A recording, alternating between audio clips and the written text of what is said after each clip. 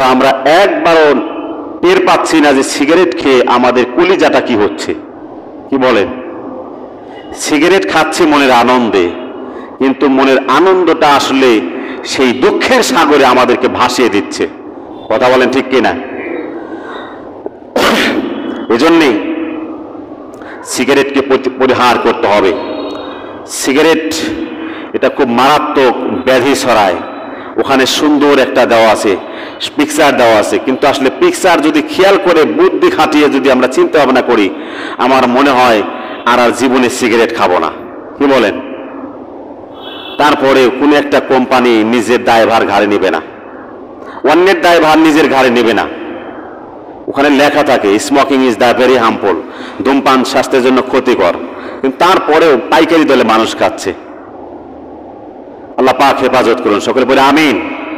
অতঃপর লাখো করে ক্ষমতা দেওয়ার মালিককে, ক্ষমতা ছিনিয়ে নেওয়ার মালিককে আমার আল্লাহ সুবহানাহু ওয়া তাআলা এই আয়াতের পরে অংশে বলতেছেন, ওয়া তুইজ্জু মান তাশাউ ওয়া তুযিল্লু মান তাশাউ।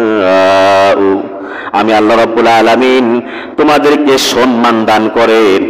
যে আল্লাহ রাব্বুল আলামিন যাকে ইচ্ছা তাকে সম্মান দান করেন, আর যাকে ইচ্ছা তাকে অপমান